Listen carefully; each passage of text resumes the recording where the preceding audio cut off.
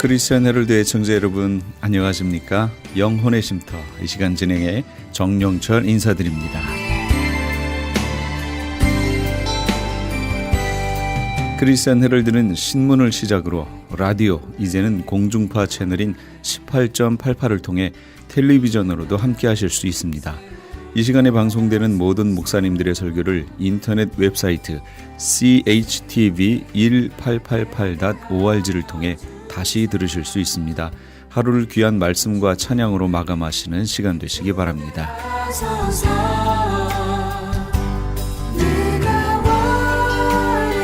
이 시간에는 먼저 가스윌 연합교회 이희철 목사님께서 요한복음 16장 12절에서 24절까지의 말씀을 본문으로 해산의 기쁨이란 제목의 하나님의 말씀 전해주시겠습니다. 많은 은혜 받으시기 바랍니다. 고통하는 엄마도 있고 뭐 한두 시간 만에 애기 쑥 낳는 애기 엄마들도 있고 그래요. 그러나 반드시 이 페인이 온다 그랬어요. 우리 예수님도요, 아직 애기 아빠도 안 돼봤는데 어떻게 이렇게 자세히 설명을 했는지 몰라요. 여기 성경에 보면은 여인이 해산할 때가 되면 그녀의 때가 되어서 고통이 있다 그렇게 말해요. 고통, 페인이 있는 것은 그녀의 때가 된 것이다. 산기가 다가온 것이다. 낳을 때가 됐다. 그래서 결국 이제 아기를 낳는데 그렇게 힘들죠. 정말 힘든가요? 아기 낳을 때 힘들죠. 그런데 그렇게 힘든데 아기 낳고 나서 다 잊어버려요. 왜 다 잊어버릴까요? 아기가 너무 이뻐서, 아기 보고 싶어서 그렇게 힘들었던 걸 다 잊어버린다는 거예요. 우리 예수님도 애를 낳으면 애 낳은 기쁨 때문에 그 고통을 잊어버리느니라 그랬어요. 우리 감사한 것은 1년 전에 결혼한 우리 정재 사모님 이제 만삭인데요. 11월 달에 아기를 낳을 예정이고 계획입니다. 건강하게 순산하게 나올 수 있도록 기도해 주시고 또 우리 김명자 권사님 따님 레슬리 결혼한 지 10년이 됐는데 아이가 없었는데 올해 초에 하나님이 잉태케 하시고 이제 또 예정이지 언제죠? 11월? 10월 말? 10월 말 이제 얼마 안 남았어요. 10년 만에 하나님이 또 아기를 낳게 해주세요. 15년 제가 5년 전에 까먹었네요. 15년 15년 만에 하나님이 그 부부에게 아기를 낳도록 그래서 올해 초에요. 아예 입양을 하려고 다 준비를 했습니다. 아기 방도 만들어 놓고 아기 옷도 사놓고 이제 사인만 하면은 아이를 데려다가 내 집에서 키우려고 그랬는데 아기가 덜컥 생겼어요. 그래서 부득이 캔슬하고 이제 올해 말입니다. 이번 달 말 며칠 안 남았습니다. 하나님께서 우리 이렇게 참 축복해 주시고 그 아기를 기다리게 하시고 아기를 낳게 해주셨는데 하나님께 감사했으면 좋겠어요. 우리 박수로 한번 하나님께 감사합니다. 하나님 감사합니다. 네? 고맙습니다. 감사합니다. 그런데 예수님이 이제 이 말씀을 하시는 이유는 이겁니다. 너희가 이제 조금 있으면 고난을 당할 것이다. 어려움을 당할 것이다. 세상이 너희를 핍박할 것이다. 그리고 세상이 박수를 치면서 좋아할 것이다. 그랬어요. 그러나 그 말씀이죠. 예수님은 세상이 그렇게 너희를 핍박할지라도 두려워하지 말아라. 조금 있으면 그러셨어요. 조금 있으면 너희가 나를 다시 보게 될 것이고 또 조금 있으면 성령이 너희와 함께 할 것이고 자 조금 있으면 이제 너희들 구하는 것마다 다 응답받게 될 것이다.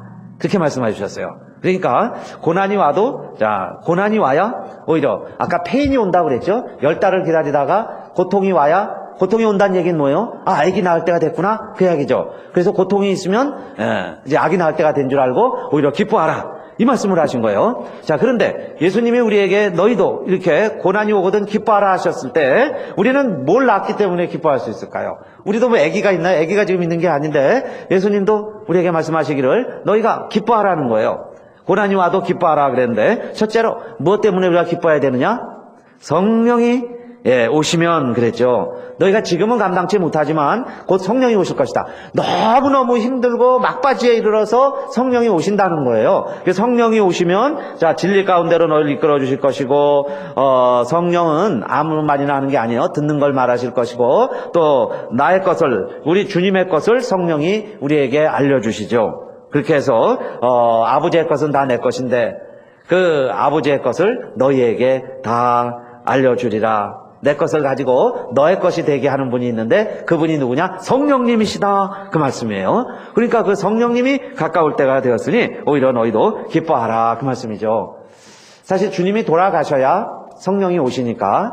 그래서 주님은 사실 이때가요 참 고난의 때입니다. 막바지죠. 한 10시간 남았을까요? 그 다음날 금요일 오후 3시에 돌아가시니까 한 10시간도 안 남은 시간이에요.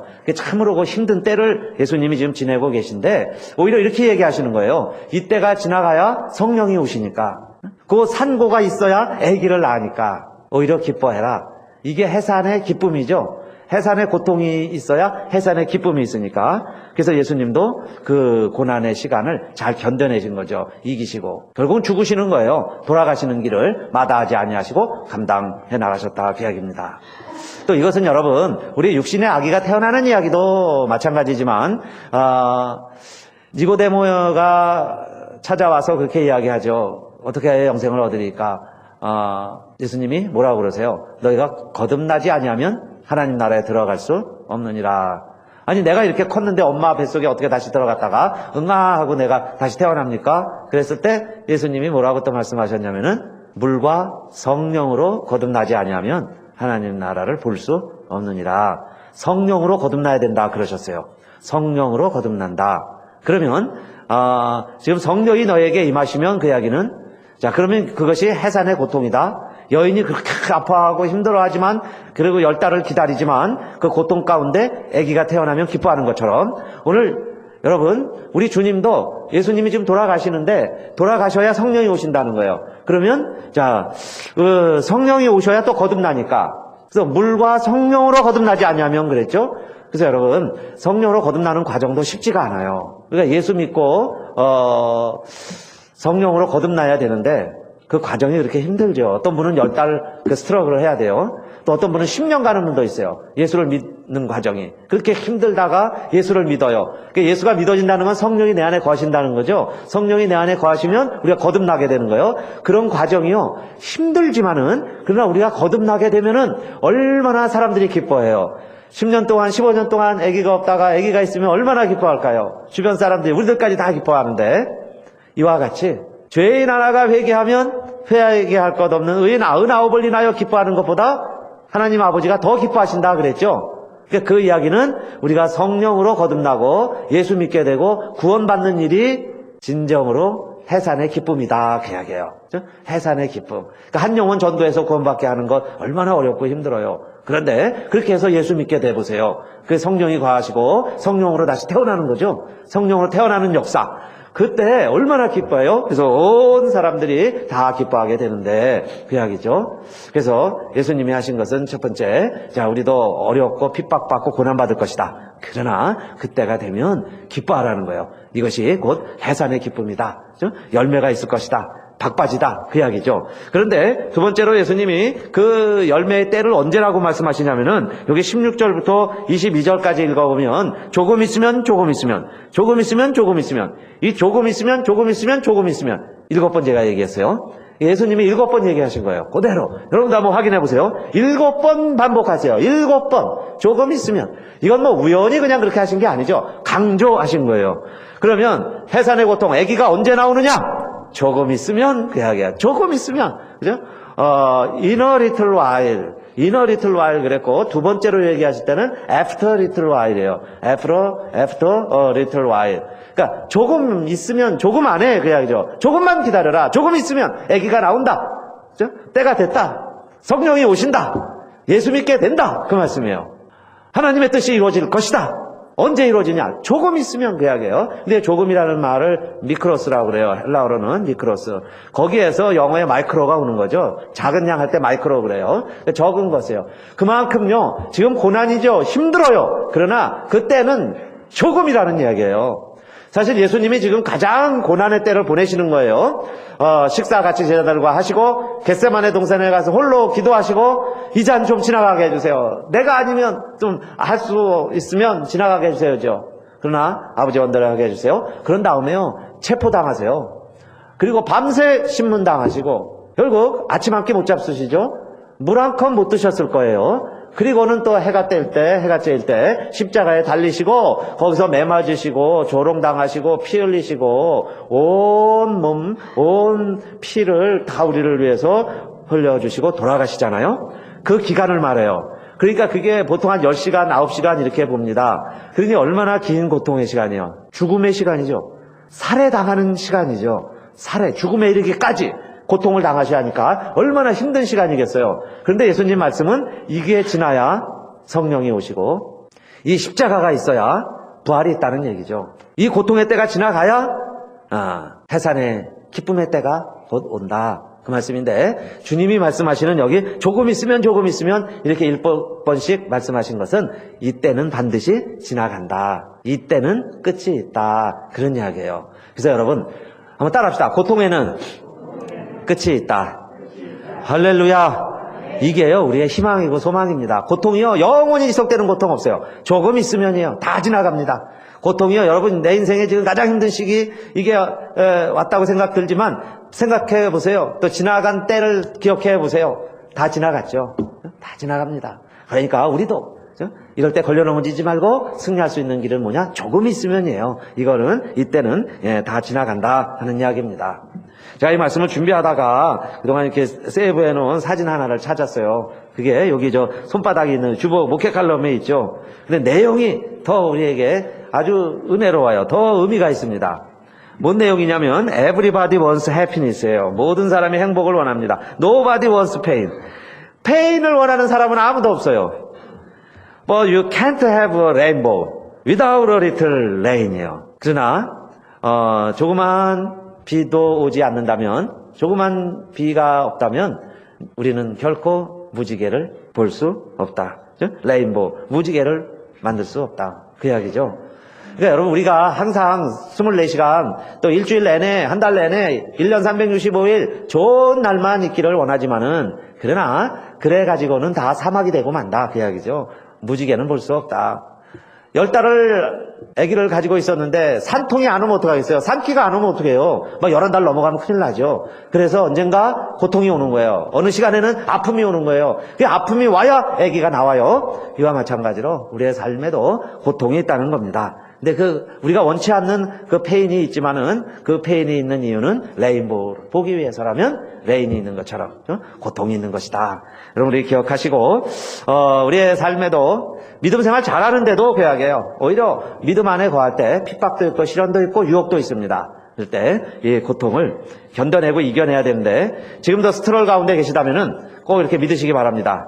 언젠가는 끝이 있다. 조금 있으면 이란 말은 끝이 있다. 그 이야기예요. 반드시 끝이 있다. 그러니까 끝이 있어야 다음 세대가 오죠. 다음 시기가 오죠. 좋은 때가 옵니다. 긴 밤이 있지만은 새벽은 반드시 오게 돼 있어요. 그런데 그 시간을 우리가 어떻게 보내느냐 하는 겁니다. 우리의 인생도 끝이 있습니다. 조금이에요. 조금 있으면 이 조금이요 우리에게 다 달라요. 그러나 반드시 우리에게도 조금 있으면 보지 못할 때가 오고 조금 있으면 다시 보리라 그랬어요. 그 조금의 삶이 있습니다. 그 조금을 살아가는 거예요.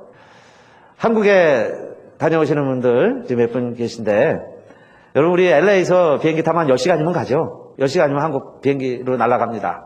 그런데 이렇게 여행 한국 다녀오신 분들 얘기 들으면 어떤 분은 굉장히 즐겁게 다녀오셨어요. 아주 비행기도 쉽게 잠깐 잠자고 뭐 밥 먹고 뭐 어떻게 하다 보니까 벌써 한국이에요. 그런 분도 있고 어떤 분은 늘 다니는데 또 이렇게 힘들게 다녀온 때도 있어요. 이번에는 힘들었습니다. 그러시죠.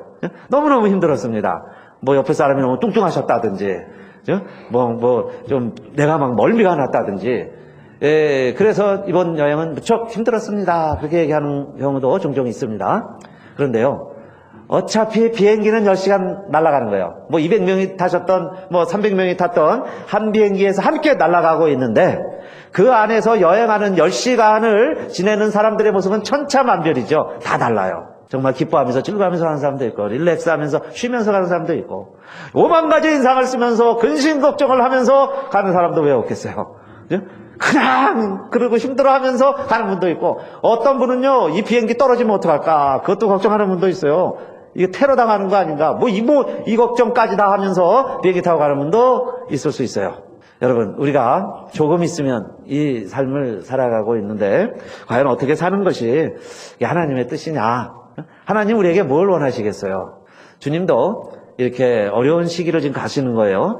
그리고는 예수님이 떠나시면 제자들에게는 더 어려움이 있죠. 핍박이 있을 텐데 그러한 때에 귀하게요. 힘들고 어려운 세상 사람들은 너희를 핍박하고 너희를 죽이고 박수를 치고 기뻐하겠지만은 귀하게죠. 그런 너희는 인내하고 기다리고 오히려 참으면 그 근심이 변하여 기쁨이 되리라 그랬어요.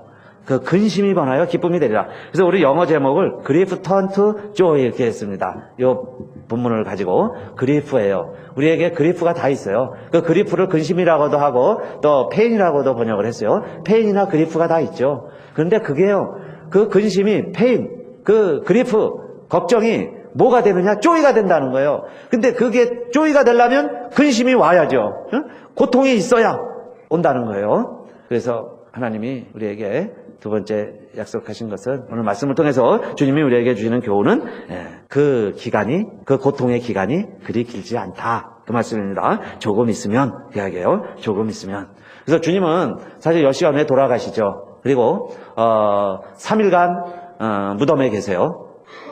그러나 3일 후에 다시 부활하시죠. 다시 살아나셔서 하나님 우편에 지금 하나님과 함께 앉아 계세요. 그러니까 고통은 3시간, 고통은 10시간, 고난의 시간으로 말한다면, 그러나 부활은 영원하시죠. 죽음의 시간은 3일, 그러나 주님은 영생은 영원하세요. 그래서 지금 다시 사셔서 하나님 우편에서 영원히 계시죠. 그 잠깐은 고난이에요. 10시간 3일. 그래서 호세아는 그렇게 얘기했죠. 여호와께서 우리를 찢으셨으나 도로 낫게 하실 것이요.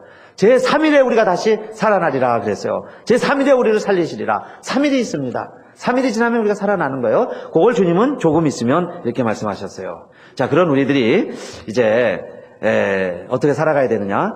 근데 주님은 느닷없이 갑자기 23절, 24절 말씀을 하세요. 이거는 좀 앞뒤가 안 맞는 말씀이죠. 이건 무슨 내용이냐면 기도에 관한 내용입니다. 기도 23절이에요. 그날에는 너희가 아무것도 내게 묻지 아니하리라. 내가 진실로 진실로 너희에게 이르노니 너희가 무엇이든지 아버지께 구하는 것을 내 이름으로 주시리라. 그랬죠? 내 이름으로 주실 것이다.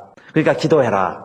갑자기 지금 기도 얘기하시는 거예요. 해산, 아기 낳는 이야기 하다가 기도 얘기로 돌아가셨어요. 그리고 24절, 지금까지는 너희가 내 이름으로 아무것도 구하지 아니하였으나 구하라. 그리하면 받으리니 너희 기쁨이 충만하리라. 기쁨 이야기는 연결이 되죠. 맥락이 있죠. 아기 나서 기쁜 것처럼 너희도 이제 기도해라. 그러면 아버지가 주실 것이다. 내 이름으로 주실 것이다. 그래서 너희가 또 기뻐하리라 그랬어요. 그러니까 여러분, 해산의 기쁨 가운데 또 하나가 뭐냐? 기도에 응답이 있으시기를 축원합니다. 기도하는 자가 응답받는 건요, 해산의 기쁨이다. 계약이에요. 기도할 때는 힘들지요. 무릎 꿇고 하지요. 앞이 안 보일 때 기도하죠. 사실 소망이 없을 때 기도하죠. 땀 흘리면서 피땀이 나도록 기도한다 그 말이에요. 그런데 하나님이 반드시 주시리라 그랬으니까 응답받게 되면 기뻐하리라 그랬어요. 그래서 우리는 누구에게 기도할까요? 산신령에게 기도하고 뭐 저 하늘 쳐다보고 기도하고 달 보고 기도하는 게 아니에요. 누구에게 기도하나요? 아버지께 구하는 것을 그랬죠. 너희가 내 이름으로 아버지가 주시리라 그랬습니다. 하나님 아버지께 구하는 거예요. 그게 기도입니다. 하나님 아버지께. 하나님 아버지가 우리에게 주세요. 여러분, 우리 아버지는 우리에게 아낌없이 주시죠. 없는 것도 주시려고 하는, 주고 싶은 그게 아버지의 마음이에요. 근데 우리 하나님 아버지도 우리에게 주시려고 한다. 그러니까 너희가 받으면 그 기쁨이 있다. 그 이야기예요. 제가 전도사 시절을 두 교회에서 했습니다. 하나는 제 아버님이 목회하실 때 신학교 3학년 4학년 되니까 여기 와서 이제 좀 전도사 해라 그래가지고 애들도 가르치고 아버지 밑에서 전도사를 했습니다. 근데 아버지 집에 갈 때 기숙사에 있다가 평택에 창내교회라고 거기 하실 텐데 그러면요 편하게 갑니다. 그냥 책가방 들고 뭐 내가 가고 싶은 목장대로 가고. 근데 어느 날 저녁 예배 때 한번 설교를 해라 그래가지고 이제 처음으로 설교를 하는 거예요. 근데 나름대로 부담은 되는데 설교를 하는데 그땐 양복도 없어요. 근데 설교를 하라고 그러니까 양복은 입어야 되겠고 그래서 이제 아버지 양복을 걸쳐 입고 아버지 넥타이를 매고 아버지 와이셔츠를 입고 또 아버지하고 저하고 또 사이즈가 비슷해요. 그러니까 그냥 아버지 옷 입고 설교를 하는데 또 그렇게 별로 그렇게 부담이 없어요. 뭐 아들처럼 교우들이 또 이렇게 가깝게 이렇게 해주니까 제가 무슨 뭐 어디 선보러 가서 뭐 잘해야 되고 뭐 은혜를 끼쳐야 되고 그런 설교를 하는 것도 아니고 신학교를 다니니까 이제 명문 이제 교인들이 또 전도사인데 신학생인데 이제 전도사라고 불러주는 거예요. 전도사가 되라는 거예요. 그래서 하는 설교니까 그냥 그렇게 부담 없이 설교를 시작을 했습니다. 근데 그때는 사실 굉장히 떨리긴 했어요. 근데 그렇게 그냥 부담 없이 그냥 이렇게 설교를 했습니다. 그러다가 이제 졸업을 하고 정식으로 풀타임 전도사를 그 보문동에 있는 안암교회라고 있어요. 안암교회에서 이제 전도사를 3년을 만 했습니다. 그런데 그때 담임 목사님이 굉장히 무서운 분이셨어요. 돌아가셨는데 강진 분이세요. 전남 강진. 근데 해병대 군목도 오래 하시고.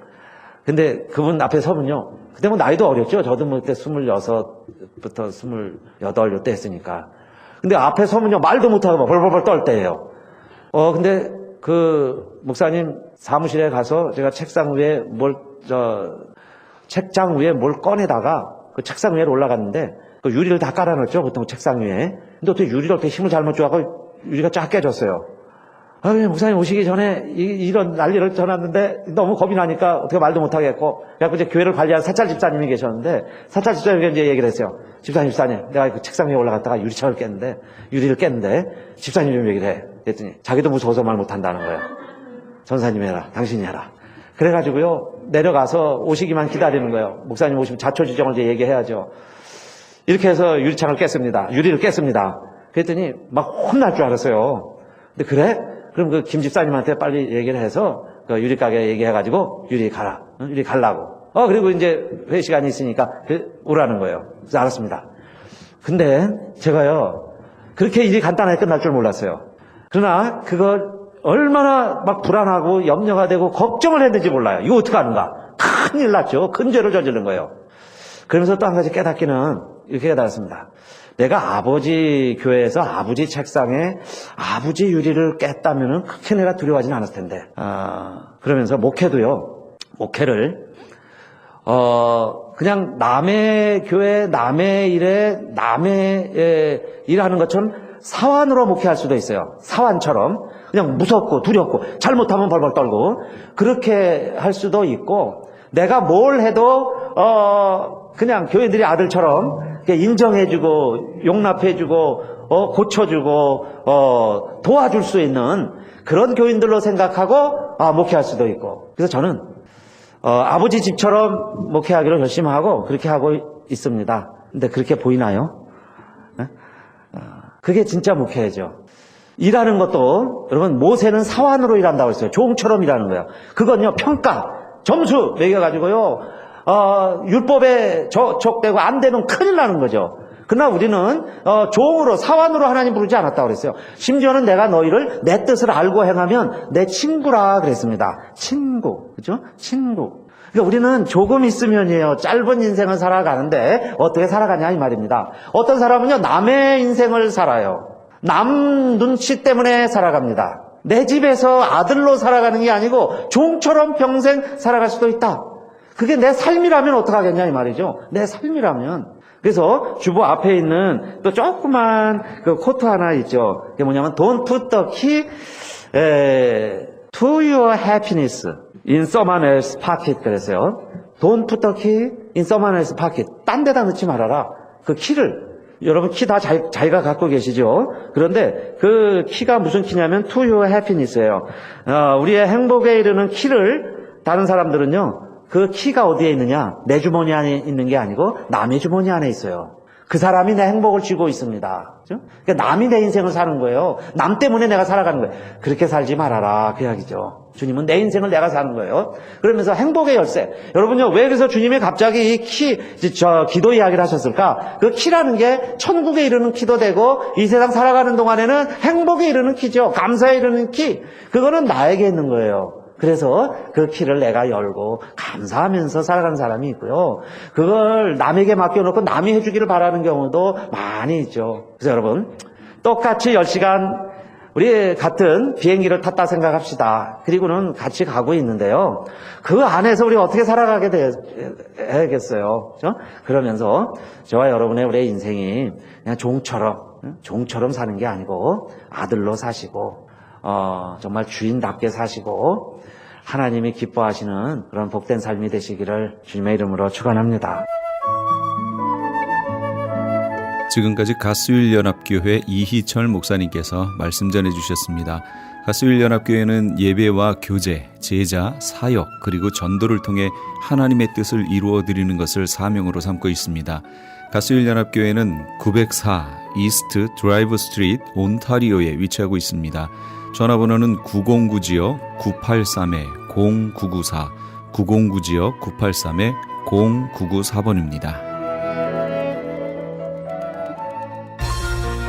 유태인이 만든 특수영양제 M3 들어보셨어요? 곡식의 눈, 과일씨, 껍질, 약초의 뿌리로 만든 특수 영양제 M3. 혈압, 당뇨, 아토피, 천식, 비만 등 무슨 병이든 큰 효과를 주는 신비의 영양제 M3. 서울대학병원 7곳, 고려대학병원 2곳에 입점되어 더욱 믿을 수 있는 M3의 효능. 213-435-9600, 213-435-9600 M3 정직한 마음으로 권해드립니다. 아니 당신 미장원 다녀왔어? 헤어스타일이 확 바뀌었네. 홈쇼핑 월드 차홍 고데기로 마술을 부렸지. 홈쇼핑 월드 차홍 고데기. 차홍 허니앤비 샴푸로 머리 감으면서 차홍 헤어두피 마사지를 쓰면 머릿결이 너무너무 부드러워지고 한 움큼씩 빠지던 머리카락도 눈에 띄게 덜 빠져. 차홍 고데기 너무 좋아. 그럼 그 웨이브 머리도 당연하죠. 3, 4분이면 이렇게 풍성한 웨이브 머리를 만들 수 있다고요. 너무 이쁘다. 어디서 샀어? 홈쇼핑 월드. 가격 만족, 품질 만족, 행복한 쇼핑. 활가와 웨스턴 홈쇼핑 월드. 안녕하세요. 폴선입니다. 건강보험 회사들의 플랜이 해마다 바뀌는 것 아시죠? 10월 15일부터 12월 7일까지 새로운 보험에 가입하거나 변경하여 본인에게 적합한 플랜을 찾아야 합니다. 메디케어만 갖고 계신 분, 어드밴테이지 플랜을 갖고 계신 분은 무료 상담 받으세요. 수호천사보험 시니어 전문 보험 라이센스 에이전트 폴선 213-503-6897 213-503-6897 상담은 주 7일 오전 8시부터 오후 8시까지 TTY 1800-735-2929.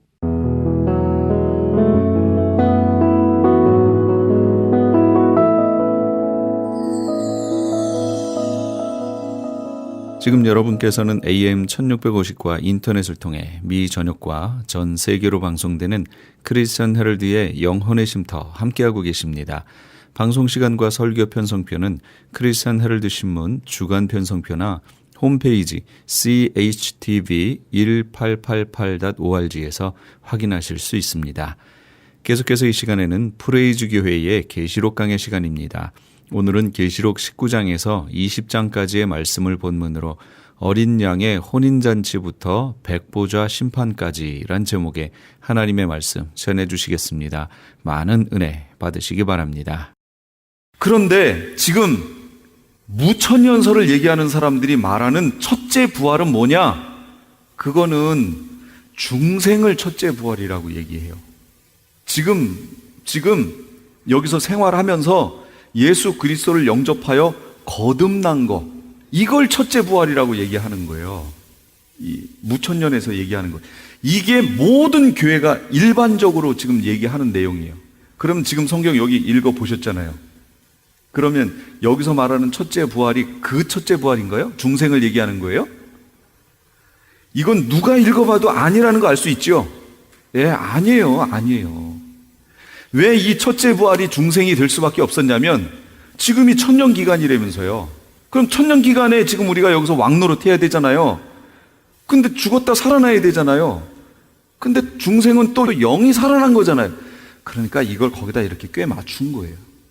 그러니 얼마나 맞춰보니까 또 그럴듯해요.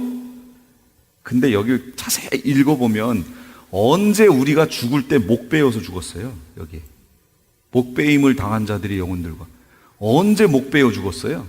그러신 분 여기 계세요? 아, 최면을 걸었더니 내가 중생하기 전에 내가 저기 목 베임을 당해서 죽었는데 그런 분 하나도 없죠. 그러니까 이게 안 맞아요. 안 맞으니까 또 이게 뭐 어떻게 된 거냐면 천년왕국 끝에 곡과 마곡의 전쟁이 있다고 그랬잖아요. 잘 보세요. 천년왕국 끝에 쭉 있으면 여기가 7년 환란이고 여기가 천년왕국인데 여기 끝에 부분에 곡과 마곡의 전쟁이 일어나는데 7년 환란 요 끝에 부분에는 아마겟돈 전쟁이 벌어지고요.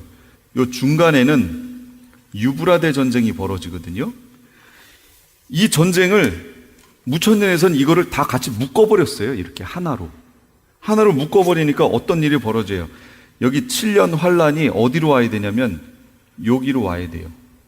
여기에서 아마겟돈 전쟁이 벌어져야 되고 곡과 마곡의 전쟁이 이게 같은 전쟁이에요. 그러다 보니까 아직 7년 환란은 안 왔고, 그러니까 우리가 이 지점 어딘가에 지금 살고 있는 거 아니에요. 그러니까 천년이라고 얘기할 수밖에 없는 거예요. 지금 기간이 우리가 천년왕국에 살고 있다고 얘기할 수밖에 없는 거예요. 그러니까 이게 해석이 처음 단추가 잘못 끼어지면 이게 이제 문제가 된다, 그 얘기죠. 단추 여기 하나를 잘못 꽂으면요 쫙 잘못 꽂히게 돼 있어요. 이것도 하나를 잘못 보면 그냥 쫙 잘못되게 돼 있어요. 그래서 이걸 잘 맞춰서 봐야 되겠다 하는 얘기예요. 성경을 읽고 보면 돼요. 어렵지도 않아요. 첫째 부활자들. 그래서 그러면 우리가 부활에 대해서 한번 보자고요. 부활은 어디를 보셔야 되냐면 고린도전서 15장을 보셔야 돼요. 너무 잘 나와 있어요. 부활에는 순서가 있대요. 23절, 15장 23절.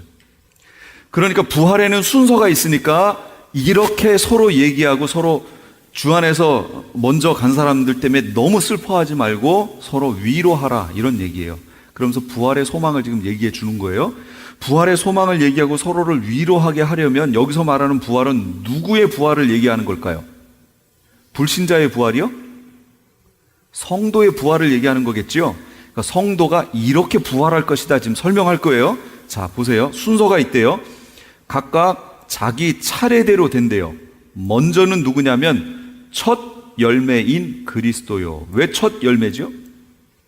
아까 초실절이었잖아요. 초실절. 그 해의 첫 열매였잖아요. 첫 열매. 그래서 예수님을 첫 열매라고 얘기하는 겁니다. 그런데 또 있어요. 이제 다음은 누구냐?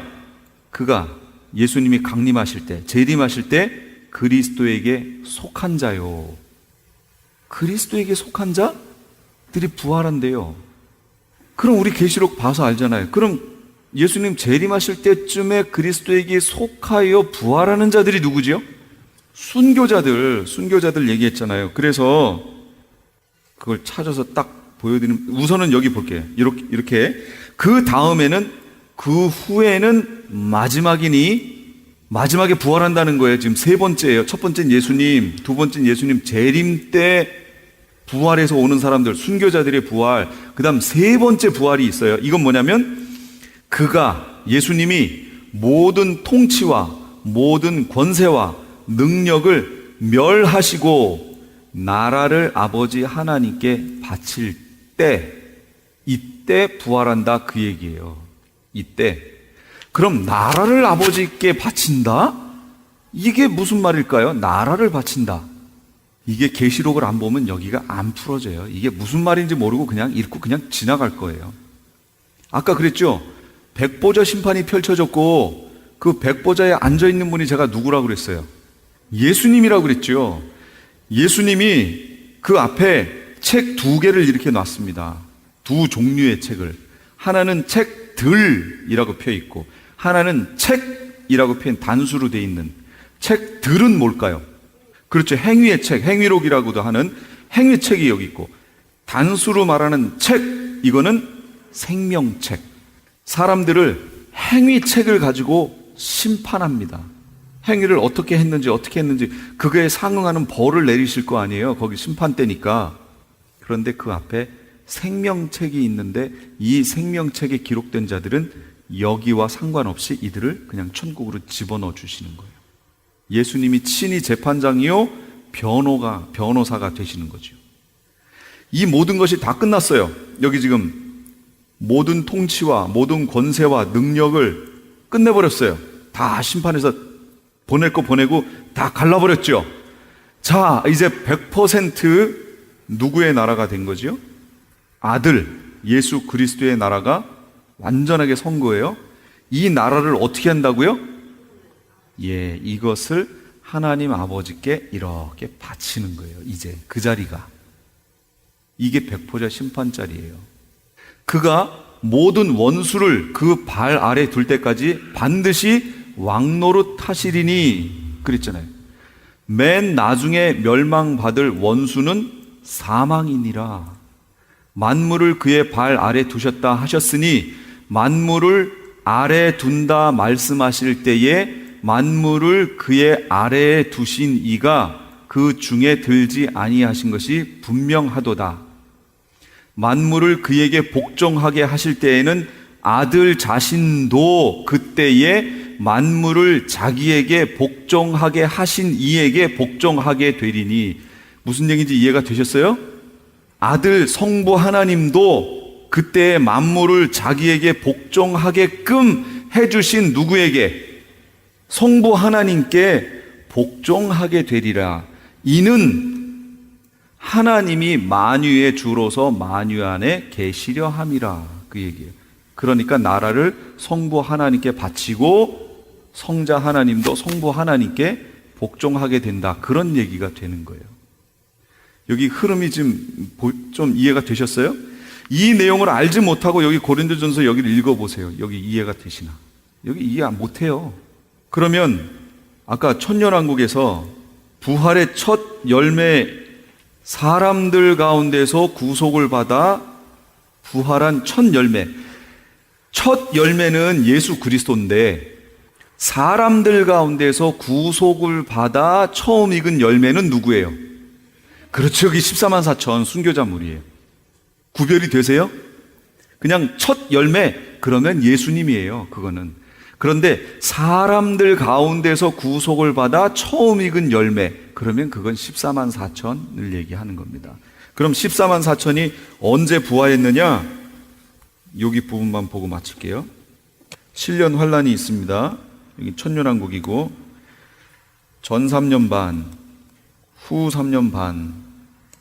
14만 4천은 활동 기간이 전 3년 반이에요. 이게 다음 주부터 이제 삽경할 때 이제 들어갈 겁니다. 전 3년 반이 1260일입니다.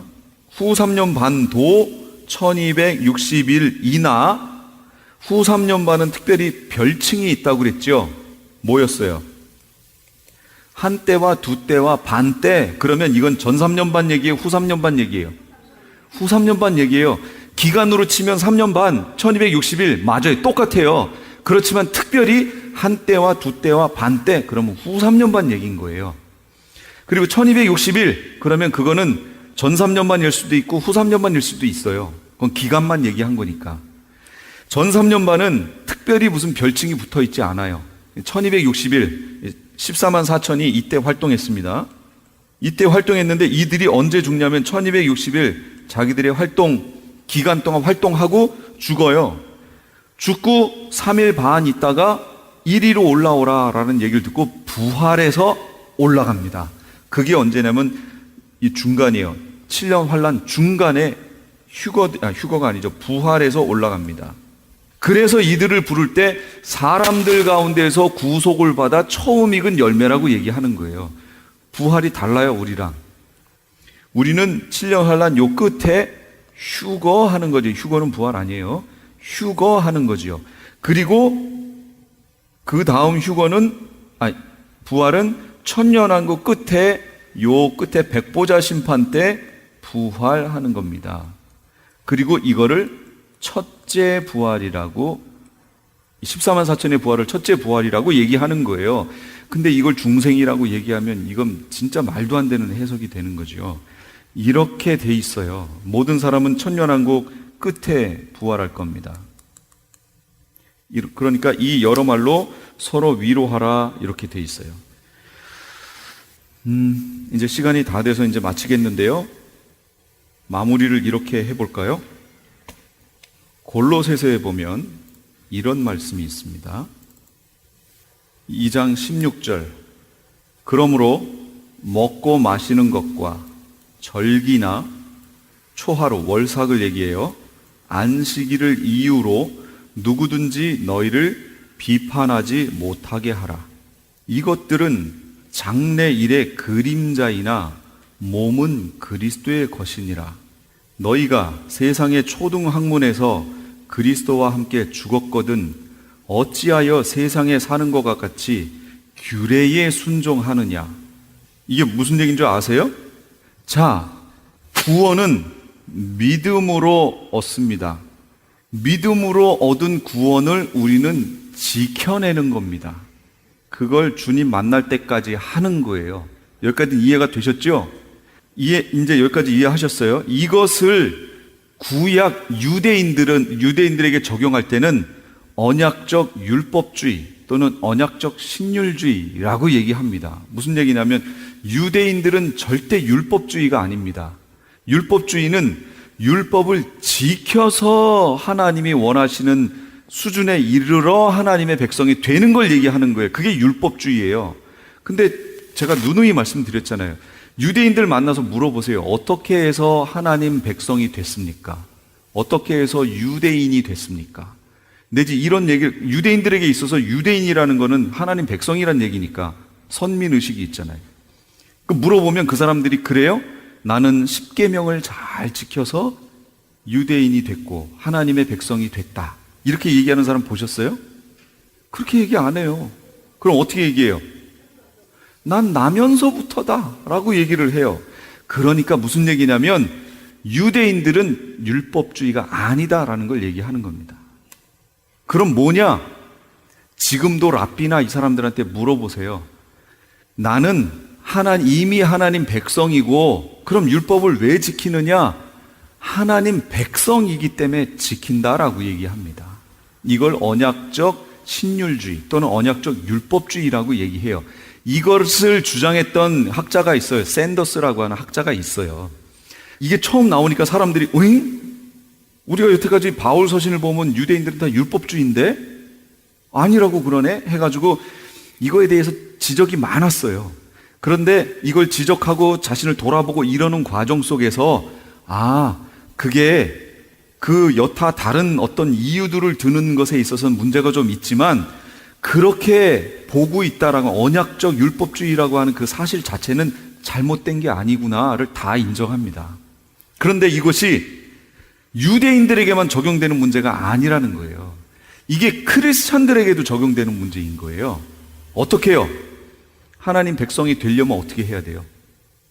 율법을 지켜야 돼요? 율법을 지켜서 하나님 백성 될 수 있는 사람은 하나도 없어요.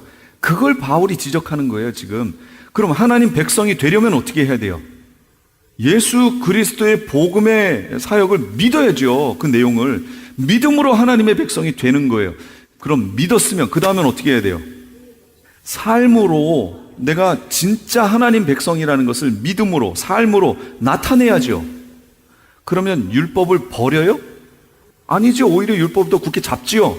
그런데 여기에 문제가 있는 거예요. 여기에. 율법을 더 잡아야 된다고 그러니까 어떤 사람들은 그래? 하면서 율법 규례, 내용, 요거 문자적인 요거 하나하나를 잡는 거예요. 이걸 율법을 잡는다고 생각하는 거예요. 이게 아니라고 바울이 계속 지적하잖아요. 어떤 사람들은 안식일을 지켜야 된다는 거예요. 안식일을. 율법에 나왔잖아요. 안식일을 거룩히 지키라고. 그럼 오늘이 안식일인가요? 안식일 언제예요? 토요일이 안식일이잖아요. 그럼 우리도 토요일 지켜야 돼요? 근데 안식일도 시간도 정확히 해야죠. 그렇게 지킬 거면 6시부터예요. 금요일 저녁 6시부터가 안식일입니다. 그래서 토요일 저녁 6시가 되면 안식일이 풀어지는 거고 안식 후 첫날이 되는 거예요. 그럼 이걸 지켜야 하느냐라는 거죠. 그것에 대해서 지금 바울이 여기서 지적하는 거예요. 그러므로 먹고 마시는 것, 절기, 초하루, 안식일을 이유로 누구든지 너희를 비판하지 못하게 하라. 이것들은 장래일의 그림자. 본체는 뭐라는 거예요? 그리스도라는 거예요, 본체가. 그러니까 제가 지금 믿음으로 구원을 얻고 이제 삶으로 지켜내야 한다라는 것이 율법에 있는 규례, 조항들, 여기서 지금 말하는 세상에 사는 것과 같이 왜 규례에 순종하느냐, 바울이 지금 지적하죠. 율법 조항들에 왜 또 다시 묶여서 원래 여기로 또 다시 돌아가려고 하느냐, 그 얘기를 하는 거예요. 율법을, 구약에 있는 그 많은 율법을 쫙 짜보면 뭐가 나와요? 쫙 짜보면요, 십계명이 나옵니다. 그거 다 해서 짜보면 십계명이 뚝 나와요. 십계명을 다시 쭉 짜면 뭐가 나올까요? 하나님 사랑, 이웃 사랑. 예수님이 말씀하셨잖아요. 이 계명 중에 뭐가 큰 계명이냐 물어보니까 예수님이 하나님 사랑, 이웃 사랑 얘기하셨잖아요. 모든 율법은 하나님 사랑, 이웃 사랑 안에 다 들어가 있어요.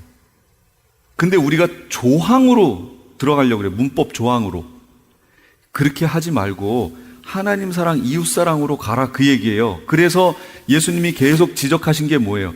선한 사마리아 사람 비유를 들면서 강도 만난 자, 누가 강도 만난 자의 이웃이냐? 지금 제사장이나 이 사람들은 거길 그냥 지나가죠. 왜 지나갔을까요? 자기가 없으면 지금 제사 못 하잖아요. 그러니까 시간 맞춰 가야죠. 갔어요. 이 사람은 율법 조항을 지금 지킨 거예요. 그런 사람 만지면 안 돼요. 그러니까 갔어요.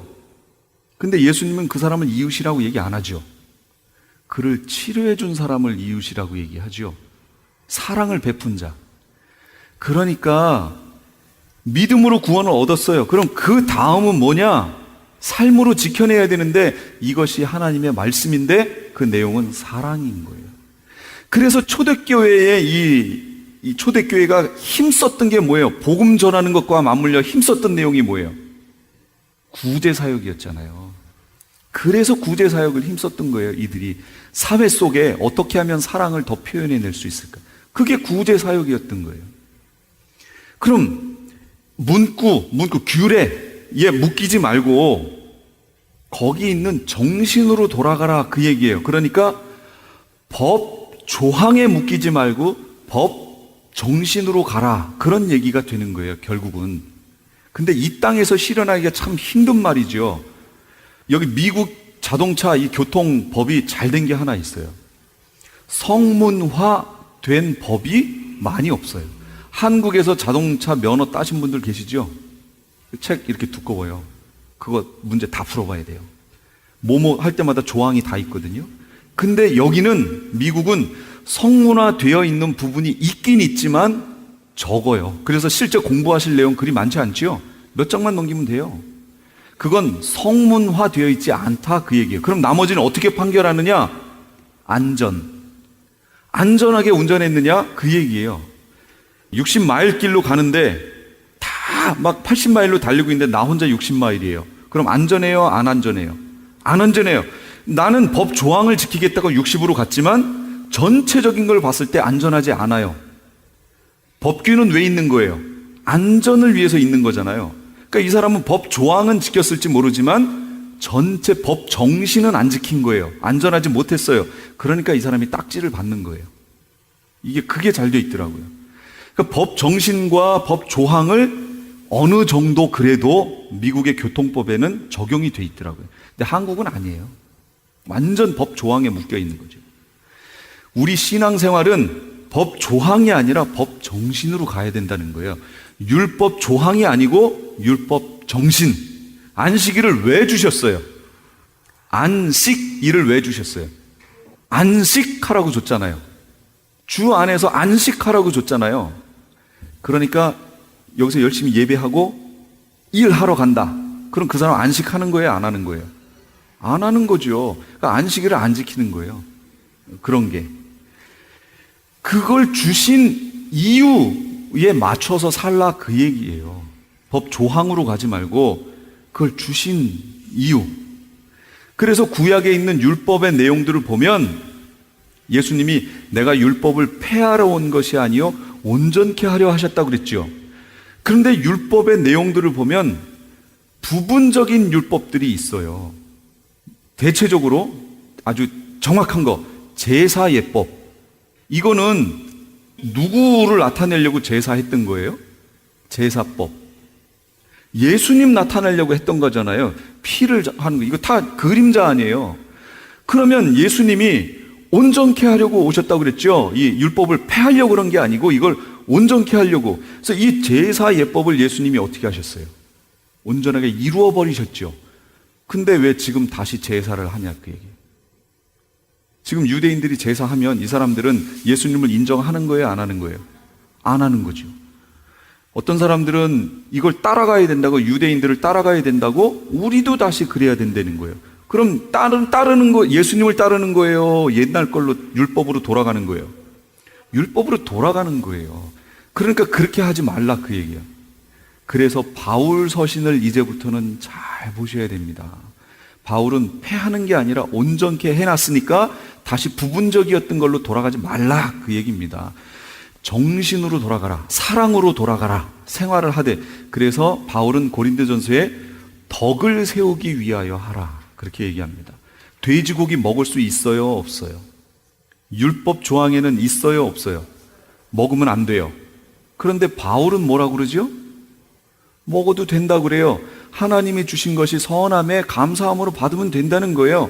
그러나 바울은 뭘 안 하겠다는 거죠? 내가 이걸 먹는 것을 보고 다른 믿음이 연약한 자가 시험에 들면 나는 평생 돼지고기를 안 먹겠다, 그 얘기예요. 고기를 안 먹겠다. 그러면 바울은 지금 법 조항을 가지고 한 거예요, 정신을 가지고 한 거예요? 정신, 사랑이잖아요, 사랑.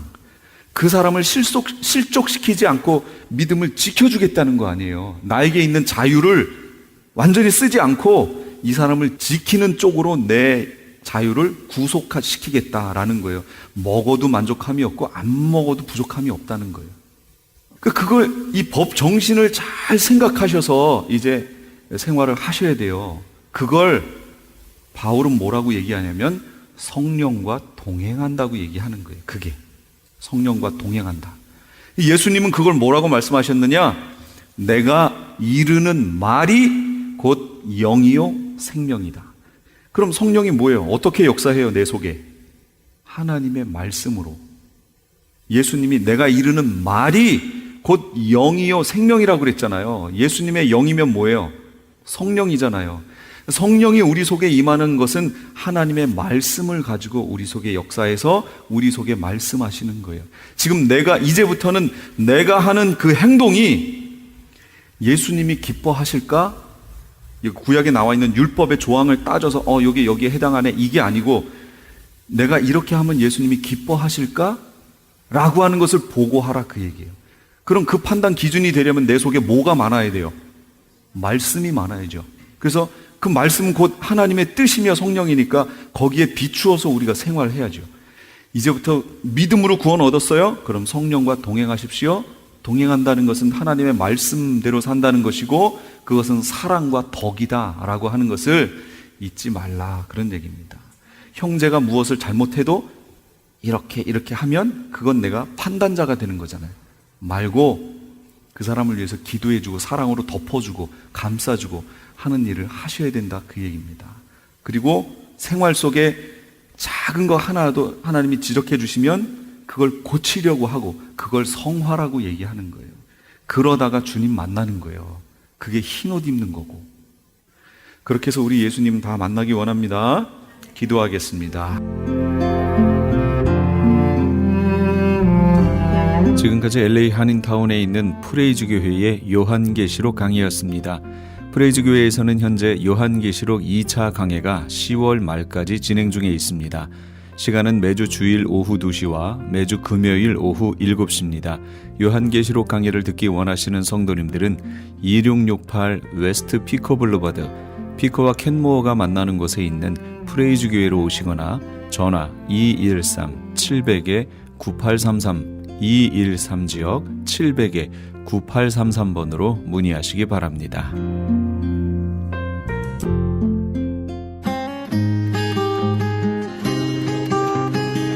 교계 게시판.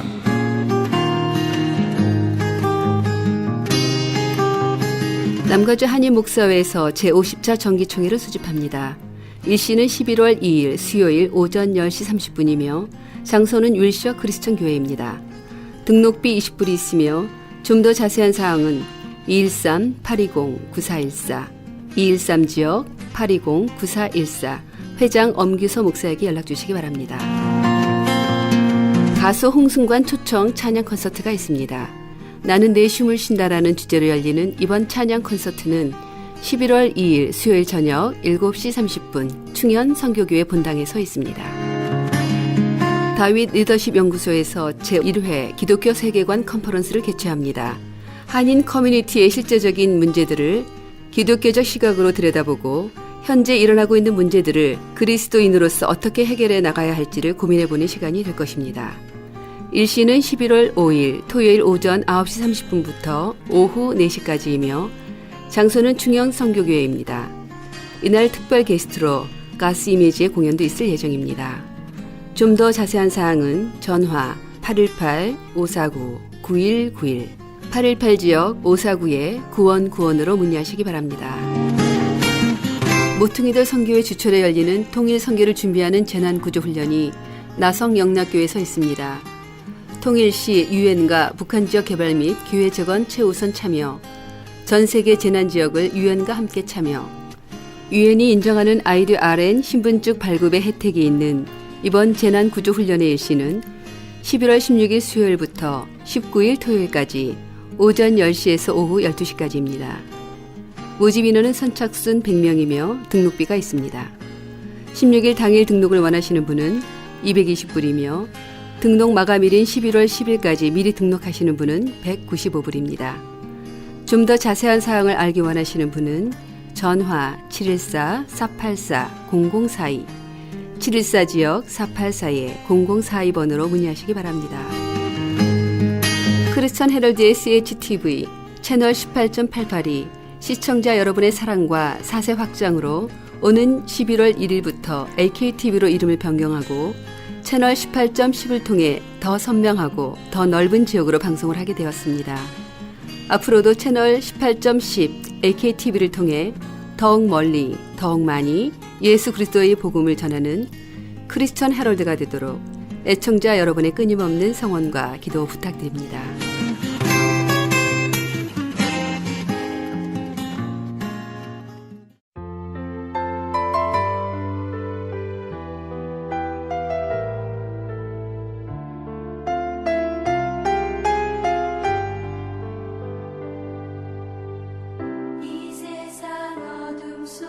철로의 폭은 147cm입니다.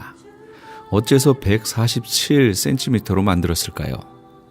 연구가들의 조사에 의하면 최초의 철로는 말이 이끄는 마차를 위한 철로였다고 합니다. 그 당시 마차의 바퀴 폭이 147cm였으므로 기계가 끄는 철로도 147cm로 만든 것입니다. 그렇다면 어째서 마차의 폭은 147cm가 됐을까요? 그 역사는 로마 시대로 올라가는데 로마에서 사용하던 전차 바퀴 사이의 넓이가 147cm였던 겁니다. 이렇게 생각해보면 현대의 모든 것들은 갑자기 된 것이 아니라 로마 시대까지 소급해 올라가는 아주 놀라운 경우도 있음을 우리는 종종 발견하게 되지요. 내가 누리고 있는 이 모든 것들은 어느 날 갑자기 생겨난 것들이 아닙니다. 더 나아가서 지금의 나도 어느 날 갑자기 이렇게 되어진 것이 아니겠지요. 그렇다면 나의 미래도 저절로 되는 것이 아니라 오늘이라고 하는 날들을 어떻게 살았느냐에 따라서 여러 가지 모양으로 만들어질 겁니다. 현실의 부족함 때문에 너무 마음 아파하지도 말고 현실의 풍요 때문에 너무 교만하지도 말고 우리의 미래는 지금을 잘 사용하면 얼마든지 바뀔 수 있습니다. 우리 주님의 인도를 받아서 지금을 가장 복되게 사용하시는 우리 애청자 여러분 다 되시기 바랍니다. 지금까지 크리스천 헤럴드 방송에서 보내드린 영혼의 쉼터의 정영철이었습니다. 고맙습니다.